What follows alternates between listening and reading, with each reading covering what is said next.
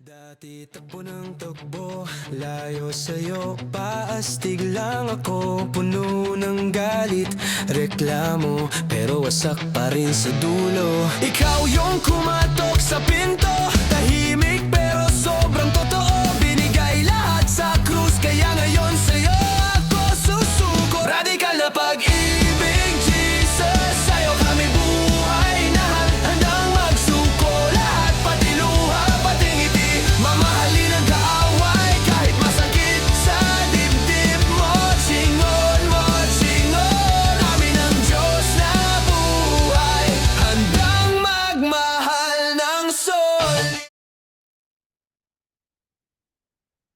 Welcome back to 11th Rock Rock Punzalan Investigative, where we are seeking the truth, we are searching for context, and we are looking at revelation, where it leads our hearts back to Jesus Christ.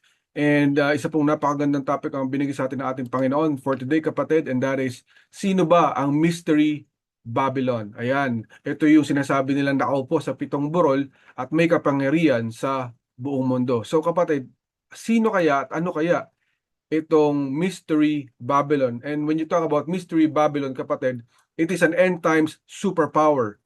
Ito po yung world system that opposes God and His people. Alam natin sapagkat ito'y lalaban sa Panginoon at kalaban niya rin ang mga anak ng Diyos. Mainly yung mga Christians and mga believers.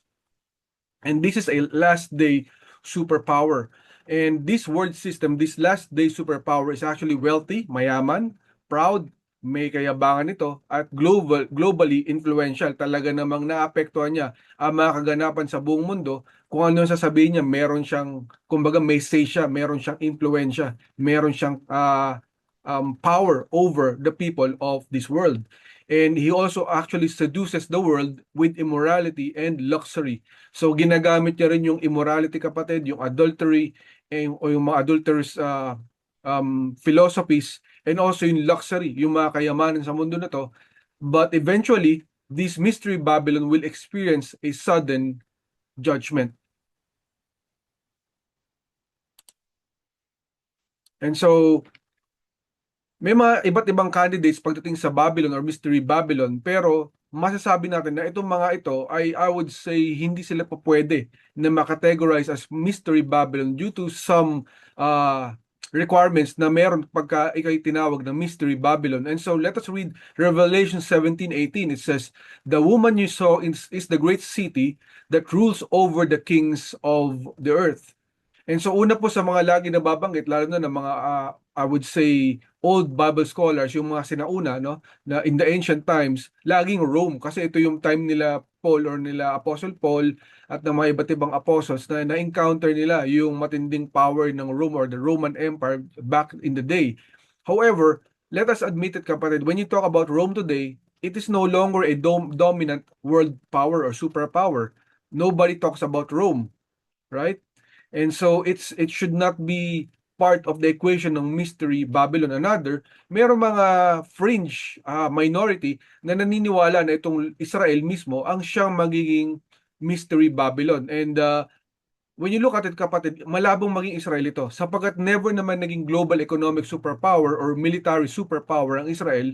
Even it has never been a merchant, a global merchant to the nations.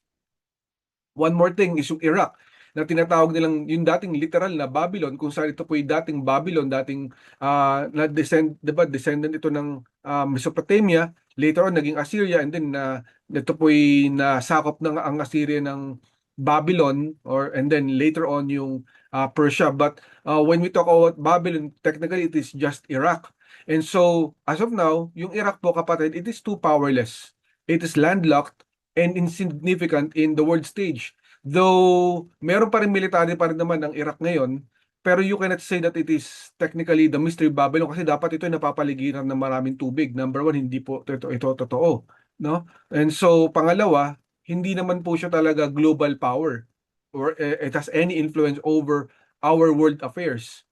Another na napag-uusapan lagi yung Vatican at yung Rome or yung ito pong system ng Katolisismo, na ito raw possible na Mystery Babylon. But I would beg to disagree, kapatid, sapagkat it is a religious entity, but it is never an economic power, not a military power, and it's not actually something na nakaka-impluwensya sa buong merchants ng buong mundo. Kumbaga, wala siyang epekto pagdating sa business ng ating kamunduhan, and hindi po siya nakaka-apekto rito. Meron lamang po siya basically na apekto sa religion ng buong mundo, because Catholicism is a big, I would say, influence in the world affairs. However, it is limited into that, and therefore we actually also discard this as a factor para siya po yung matawag po na Mystery Babylon. And lastly, yung Illuminati, o yung tinatawag nila sometimes na New World Order, though yes, may impluwensya po ang Illuminati or the New World Order in world affairs, but it is never a cultural superpower, meaning hindi po niya naapektuhan yung buong kultura ng buong mundo, no? Pangalawa, yung mga merchants, yung mga businessman sa buong mundo, hindi niya ganun naapektuhan. If something happens to the New World Order, the merchants, the businessmen will just go on with their own business, no?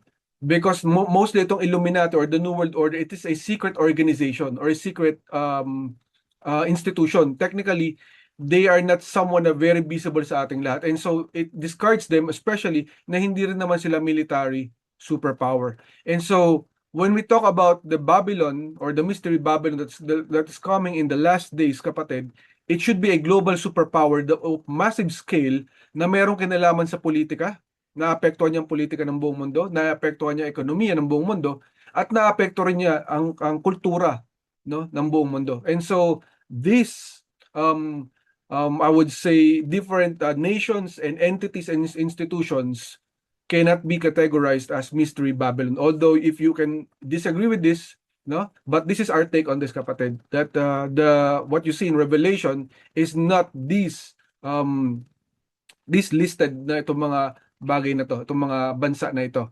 And then number one, pag sinabi nating Mystery Babylon, let us look muna, kapatid, tungkol sa ano ba sinasabi sa Revelation 17 and 18. So in Revelation 17, 1 to 5, it says, "Come, I will show you the judgment of the great prostitute who sits by many waters. With her the kings of the earth committed adultery. On her forehead was written, Mystery, Babylon the Great, the mother of prostitutes and of abominations of the earth." And so malinaw na you can take this literally and I would say figuratively, that ito pong Mystery Babylon ay it sits on many waters.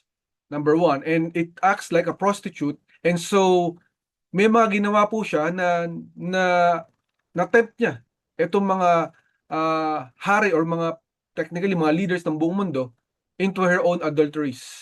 And so, dahil sa kanya, nagkasala ang buong mundo. Maraming mga tao ang nagkasala dahil sa mga kagagawa niya. Pangalawa, in Revelation 17:18, the woman you saw is the great city that rules over the kings of the earth. So, when you look at this context, kasi may mga kapatid po tayo na sometimes they read this as literal great city. Yes, technically, Babylon was a great city, but later on, we know that Babylon became a great empire or a great superpower. So that's something that we have to understand, that though ito pong Babylon na pinanggalingan talaga, yung original Babylon, the context of the real Babylon, it was a city, but it did not become popular because it was a city. It became popular because it became an empire. No? And so Mystery Babylon, we believe, is a coming empire or superpower. And then in Revelation 18:9 to 11, it says, "When the kings of the earth who committed adultery with her and shared their luxury see the smoke of her burning, they will weep and mourn over her. Terrified at her torment, they will stand far off and cry, Woe, woe to you, great city." And so when we look at it, kapatid, na I would say buong mundo, mga businessman sa buong mundo, mga tao sa buong mundo, maapektuhan pag siya'y nawala, pag siya'y nasira, pag siya'y nabura, kumbaga in existence or from existence, ay maapektuhan ng mga tao sapagkat sila rin po ay nagkaroon ng pagyaman, sila rin po ay nagkaroon ng luxuries doon sa mga I would say endeavors nitong Mystery Babylon na ito. And so they will see it and they will stand far off. It gives us an idea that if they can see what's happening in Babylon from a far place, it could be that they have seen this live streamed, no? Live, nakikita nila ang nangyayari sa Mystery Babylon habang ito ay nasusunog. And so last here is Revelation 18:23 to 24. "By your magic spell, all the nations were led astray, and in her was found the blood of prophets and of God's holy people, of all of the let me just check this, of all who have been slaughtered on the earth.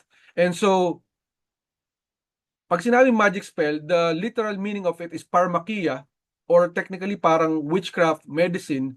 So it has something to do with the medicine. Kung na siya po'y pinanggalingan ng medical witchcraft sa buong mundo, technically, or yung medicine na nakakamatay, nakapanloloko sa mga tao. And pangalawa, ay may mga prophets daw na nakita rito sa lugar na to, prophets at mga anak ng Diyos, mga holy people, the believers, we believe, ay nagkandamatayan dahil dito sa mystery Babylon. So technically, it's really a mystery for all of us. We do not know who this is, and wala pong eksakto na nakakaalam sa kahit sinong Kristiyano, kahit sinong Bible scholar regarding kung sino ba talaga ang mystery Babylon. We can only surmise using the categories na binigay sa atin ng ating Panginoon in Revelation 17 and 18 kung sino ba possibly itong mystery Babylon. And so, it could be a world system, it could be a political entity, it could be a superpower, or it could be a powerful nation, but we have here the categories to follow, and so that we will be able to see kung sino ba ang possible na mystery Babylon. And so we are in a generation, kapatid, that is ripe for a Babylon superpower. Sino kaya ang possible na superpower sa ating generation, no? And so when the nation dominates world commerce, influences nearly every culture on earth, enriches merchants worldwide, exports immorality globally, and could be destroyed suddenly in a single hour, because we believe na nasa panahon na po tayo na pwedeng gumamit ng nuclear power or nuclear weapon, or maybe something stronger than that, to wipe an entire nation or an entire city. We are in that generation. And so in Revelation 18:10, it says, Alas, alas, that great city Babylon, that mighty city, for in 1 hour is thy judgment come. So isang oras lang nawala po, nabura po sa mapa itong bansa na ito or itong lugar na ito, sabi, 'di ba? And dinomina niya ang kultura. When you talk about culture, it has something to do with music, pananamit, even yung filmography, 'di ba? What's happening in a nation is being affected and influenced by this superpower na tinatawag, and then it affects the business worldwide. It exports immorality, adultery sa buong mundo. And we know when it comes to immorality, we have pornography na meron na nakikita sa ating generation, 'di ba? And this is also a military superpower. For you to have a political clout or influence sa isang nation, you must be a military superpower. And so, which nation or which entity in this world could be this possible na panggagalingan nito, no? And isa sa mga pinaka-greatest na idea para sa atin today is it sits on many waters. So it has global influence and multicultural power.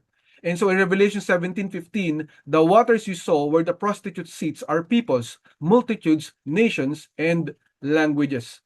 And so, kapatid, we are not saying that technically this is America, but we believe the possibility that it could be America in a future time. Not today, not the America of today, but there are ingredients, so we would say, that makes America or the future America the possible candidate for the mystery Babylon. America is the world's greatest multicultural melting pot, spans 2 oceans with cultural, economic, and military might that exceeds any nation. Now, don't get me wrong, kapatid. I'm also a supporter of America, and I love their president, their current president today, which is Donald Trump. And we believe that they're really doing the work of the Lord, especially their alliance with Israel, the nation of Israel. We also believe that America is one of the leading nations, or if not the leading nations, when it comes to the ministry, into leading the word to the people, to the word of God, or to Jesus Christ. So America is a blessed nation and a covenant nation. However, there is also another side of America that gives us an idea that they are the possible mystery Babylon, because you remember, it did not say Babylon, it says mystery Babylon. It's something of a mystery that we must solve, kapatid. And so America, kapatid, it's a melting pot. It's a cultural melting pot. Why? we know that with the American dream, marami po ang nagmamigrate papuntang Amerika, and they love to be in America because of the possibility na maging successful ka sa buhay. And so we have Asians, Africans, Europeans, Muslims coming into America together with the natives or the Native Americans, and they migrated to America. So it's a cultural melting pot, a melting pot of race and culture, and napapalibutan siya ng many waters technically, di ba? The Pacific Ocean and then at the Atlantic Ocean. And when you talk about cultural power, we know that they are in charge of the culture when it comes to film, Hollywood, when it comes to music, the billboard industry, right? And we have Netflix, Disney, HBO, and other films that affects our culture, even sa mga pananamit. Sometimes, kapag meron pong bagong uso sa Amerika, na kakaskade dito sa buong mundo.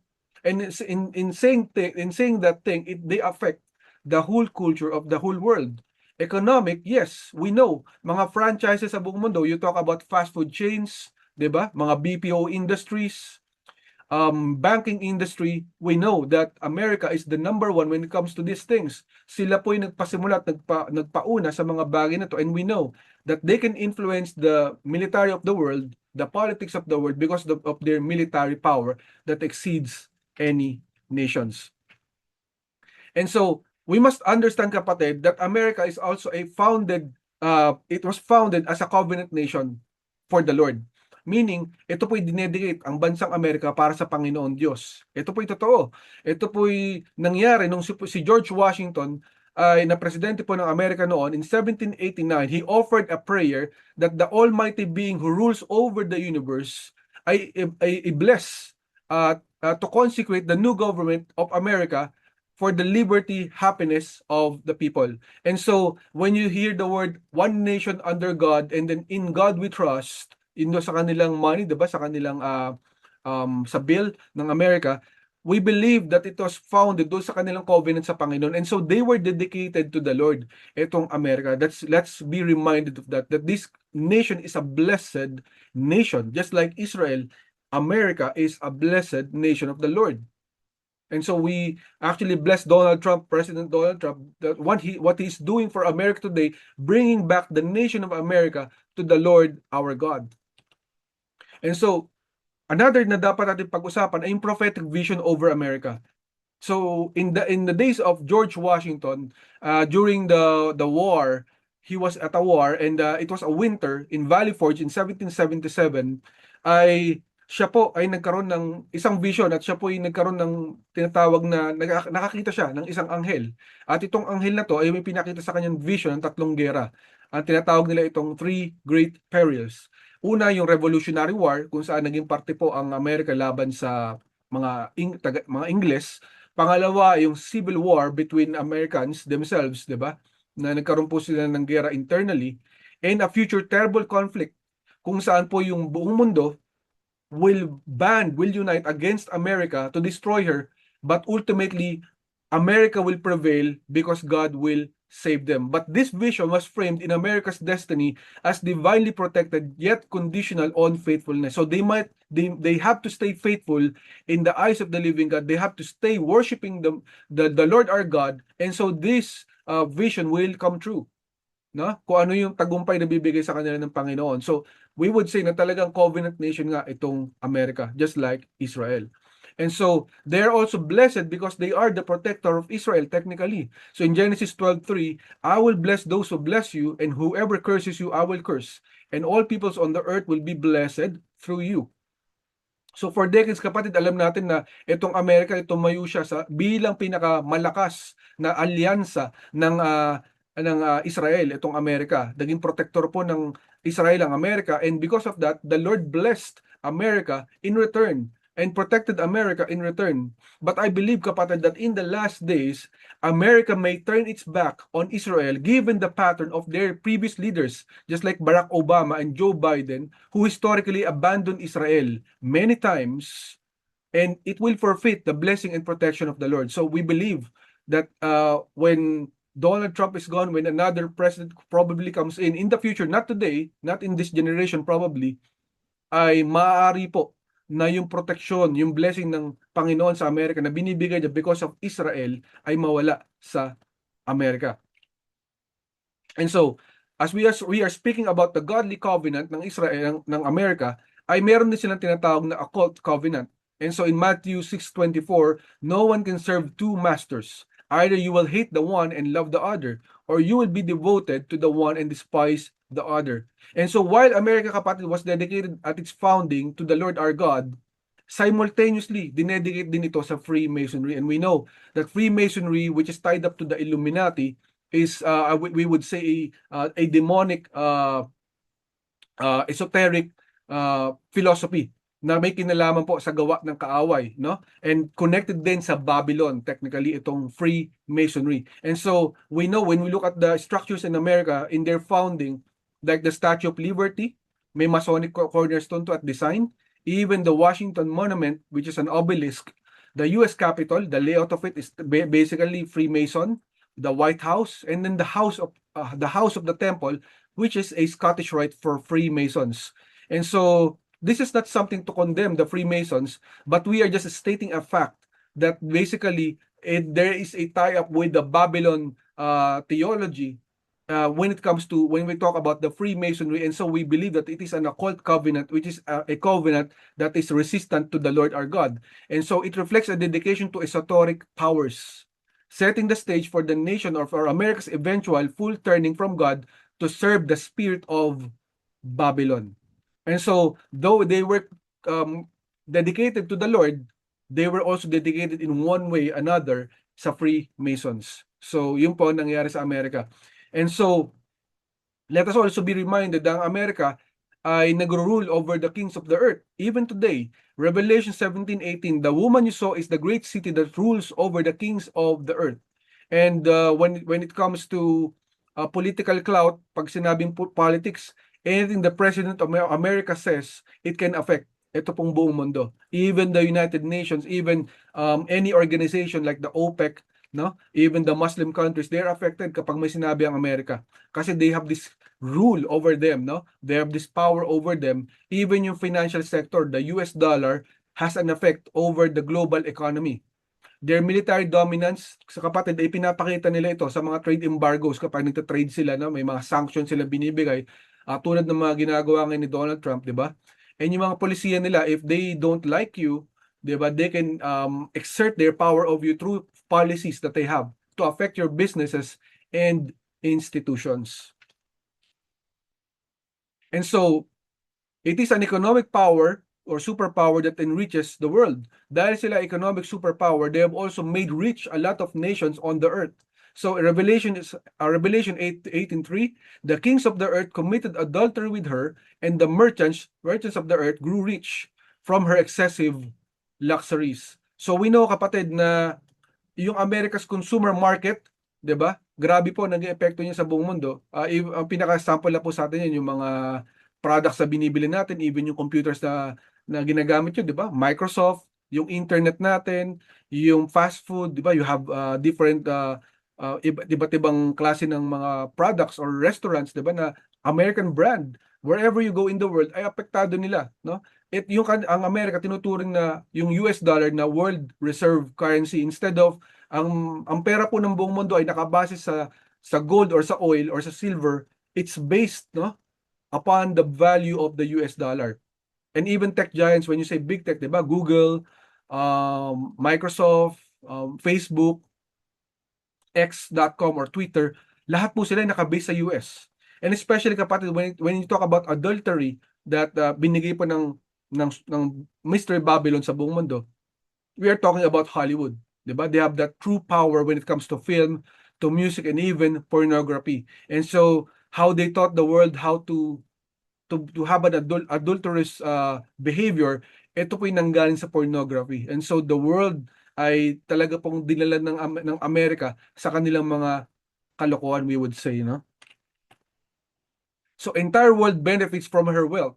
And so in Revelation 18:15, it says, the merchants of these things shall stand afar off. And Revelation 18:11, the merchants of the earth shall weep and mourn over her. So when you look at it, when you think about it, and there are many debates what is the Mystery Babylon. If the merchants of the earth, will they mourn? Will they weep if, for example, no one wants to have for this to happen, but let's be practical, kapatid. When something happens to China, will people in the whole world weep? The businessmen of the whole world weep? Diba? People may care, but the whole world, it's a different ball game. Just like Russia. Russia is also a superpower. Will people really weep or mourn when Russia gets destroyed or wiped away or wiped out? 'Di ba? We know na hindi po mangyayari. Though yes, we care for them, we care for the people of Russia and China, but the effect that something that happens in America, just like what happened in the Twin Towers, right? The whole world was very much affected, and the businesses were so much affected. And so what we are trying to say here is it cannot be Rome, it cannot be Iraq, it cannot be the Vatican, it cannot be the Illuminati. People will be so much affected if something happens to a superpower like America. And so the destruction of Babylon, or technically Mystery Babylon or America, will devastate the global trade. Because we know, di ba, yung the stocks exchange ay dito po talaga nakasentro sa Amerika. We know that. And people worldwide will be disappointed in her destruction. When they say they will stand afar off, we believe that it will be live streamed yung mangyayari po sa kanyang pagkasira, no? And so even international shipping ay maapektuhan sa buong mundo. And so it also says mother of harlots, exporter of immorality. And so Revelation 17:5, mystery Babylon the Great, the mother of prostitutes and of the abominations of the earth. And so we know that number one exporter po ang Amerika ng sexual immorality, pornography, occult teams, di ba? Yung pag sinabi mga witchcraft, sila madalas, yung may mga iba't iba silang palabas na natuturo sa atin ng Wiccan, ng witchcraft, di ba? And then abortion. Ang number one proponent ng abortion sa buong mundo ay ang Amerika. And also gender change agenda, sila rin po, no? And yung wokeism, no? Against the government, against the Lord, 'di ba? Espousing socialism para sa buong mundo using different organizations like Black Lives Matter. And so what we are trying to say here is, no, we are not here to condemn anyone, but to state a fact that technically they have affected our morality ng buong mundo. Yung morality ng buong mundo, yung moral standard, yung moral compass ng buong mundo, because of what America has done in the past, even today, naapektuhan po ang buong mundo. And so we believe that they are the main candidate for Mystery Babylon because of these basic requirements. And also in Revelation 18:17, we believe that because this nation or this superpower is a very proud, secure, and arrogant nation, no, that in her heart she boasts, I sit as a queen, I am not a widow, I will never mourn. And so though we love America, we love the USA, especially right now that they're being led by Donald Trump, and no one wants destruction on any nation, right? We don't want that. However, let us read kung ano po yung binibigay sa atin na prophetic signs ng ating Panginoon. Bakit may sinasabi siyang Mystery Babylon? This is not about condemning anyone, but we are trying to reveal kung ano po ang katotohanan ng Panginoon sa kanyang mga salita sa kanyang Biblia. And so we know that the greatest nation on earth ay ito pong sinasabi nila lagi sa kanilang mga sarili, no? America is always the greatest nation on earth. Sinasabi ito ng kanilang mga politicians, ng kanilang mga leaders. This is their main rhetoric. And so they have this widespread belief that they have permanent and invincible security na hindi po sila basta-basta matatalo because of their military power. And so somehow it brings arrogance, itong matinding power na to. Kaya power actually corrupts us, it blinds us into the truth. Napakadelikado nito. And so another, in sorceries or deception and blood guilt. So in Revelations 18:23-24, it says, by your magic spell, or tinatawag na pharmakia, all the nations were led astray.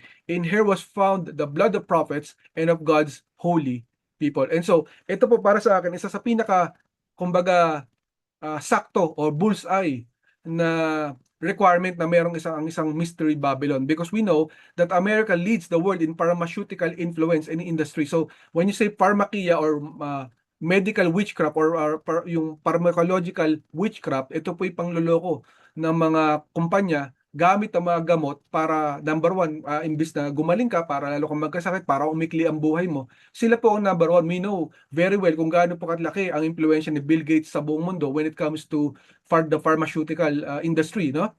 And actually, practically, they weaponized COVID virus and the vaccination using Dr. Fauci. Ito po si Dr. Fauci ang naglabas ito. Ito po, pwede nyo sabihin na malaking kalokohan, but you can look at the US State Department website. You can go there. You can look at the statements of Donald Trump. Even yung DNI secretary nila na si Tulsi Gabbard ay inamin nila na ito pong COVID and the vaccination program was created by Dr. Fauci, and it was shipped to China or to Wuhan, China, and to kill a lot of people in this in the world, ano? And so, sabi nga, by your magic spell, all the nations were led astray.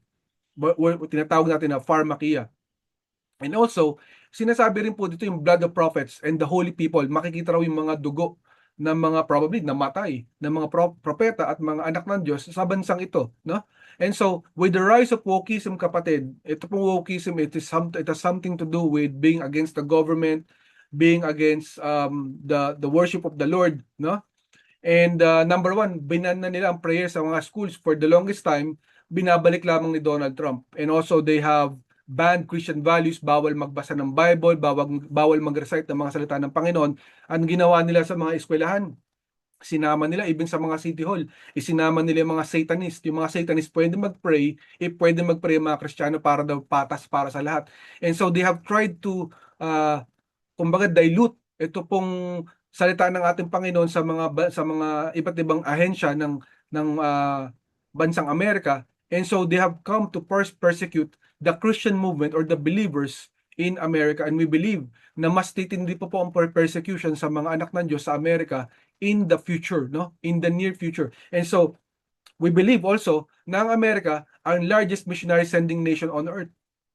So 127,000 to 135,000 annually ang pinapadala po ng Amerika na mga missionary sa buong mundo.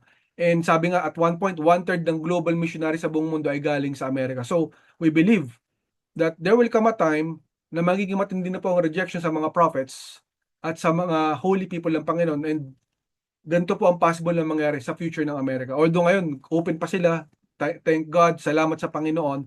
And you know, napakarami pong modern day prophets at marami pong mga pastors, preachers, evangelists, missionaries that are technically residing in America.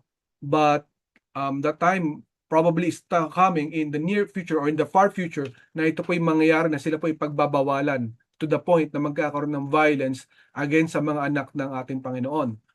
And so, sinasabi ng Lord, ang mangyayari sa Mystery Babylon ay sila ay mawawala. Sudden, catastrophic destruction. So Revelation 18:10, 17 to 19, woe, woe to you, great city, you mighty city of Babylon, in 1 hour your doom has come.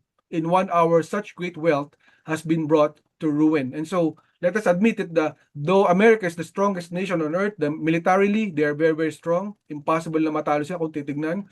But they're vulnerable to sudden collapse. If a nation on earth or maybe a group of nations come to attack them using massive military tactic and with the nuclear weapon, pwede pong ma-devastate ang Amerika, no? And if that happens, papatid, global trade masisira in 1 hour. Yung pa mangyari, so much dramatic itong pwedeng mangyaring ito. And so, we believe, kapatid, that America is a blessed nation, is a covenant nation. But as we talk about a covenant nation, just like Israel, no?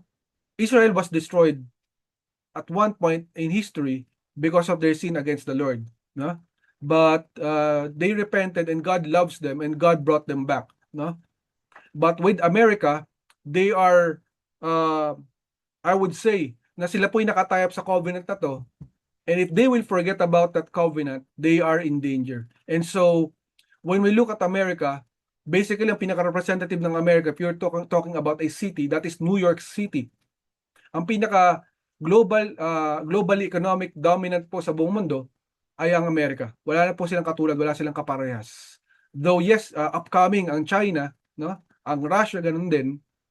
Pero wala pong kapantay ang Amerika. I mean, you just look at the restaurants, the fast food chains, the banking industry in this nation, in every nations on earth, grabe po ang pasok po ng businesses ng mga Amerikano.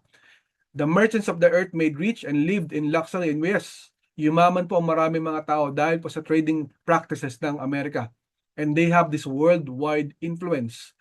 Marami pong mga tao, impluwensya ng Amerika in many, many facets, no?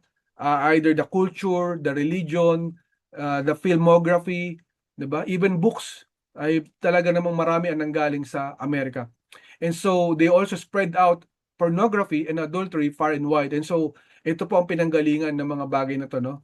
Na sila po ay nagpasimuno ng mga iba't ibang mga media or medium para mapalaganap ang mga pornographic materials at ang adulterous materials sa buong mundo. And I believe that in the far future, it can happen that they will turn their back to God because may pattern eh. Nung lumabas po si Barack Obama, ganoon ang ginawa niya. He tried to turn America back against the Lord. No? Their backs against the Lord. Na kumpara nung pumasok po si Donald Trump sa eksena, no? Nung bumalik po si Joe Biden, ganoon na naman ang kanilang ginagawa. They're trying to again to get away from the Lord imbis na sila po'y lumapit sa Panginoon. And so we believe that in the far future, this could happen, kapatid, no? The entire world will mourn when this mystery Babylon falls. Kapag sila po'y bumagsak, maapektuhan ang buong mundo. And we believe na wala pong kaparehas sa Amerika. Pag sila po'y tumumba, maapektuhan talaga ang buong mundo. And the possibility na yung mga iba't ibang mga nations, presidents, leaders sa buong mundo, mga businessmen will just look from afar because we are in a generation, kapatid, na mayroon ng live streaming. We believe na possible ito na mangyari na mapipilitan na lang ang mga tao manood na lang ng live at hindi na sila makaporma sa mga nangyari sa Amerika. And culturally, economically, militarily, walang kaparehas po ang Amerika. It is a superpower. And if they are the mystery Babylon, which we are not saying that this is 100% true and 100% correct, but the possibility is there, sudden destruction can come in 1 hour. Now, isa po sa mga categories kaya naisip natin na ang Amerika, no, ay possible na candidate as mystery Babylon represented by New York City, no? Ay number 1 yung kasalanan po sa city ng New York sa Panginoon, paglaban sa Panginoon, ano? And we believe that the main world system is actually the Illuminati system or the New World Order system is based on the Illuminati system or the Freemason system, and it is being represented physically by America, by New York. Kasi basically, if you just say na kapatid ng Mystery Babylon ay New World Order, it cannot be the New World Order. There must be a physical nation with the physical powers like the cultural power, military power, political power, and business or merchant powers, commercial power, ang isang bansa para makategorize as Mystery Babylon. So although America is its own nation, we believe that they are representative of the Freemasonry, which is against the Lord.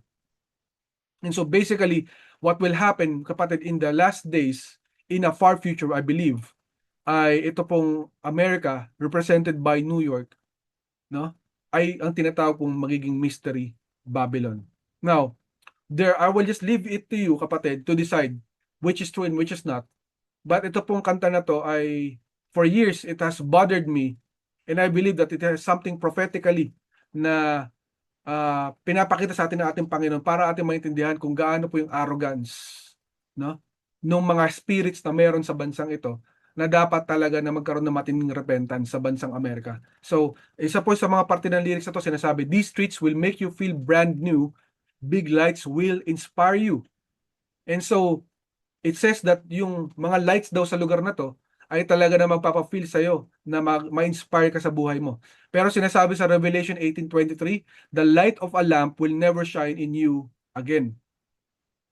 Another part ng kanyang lyrics ay, city of sin, there's nothing you can't do.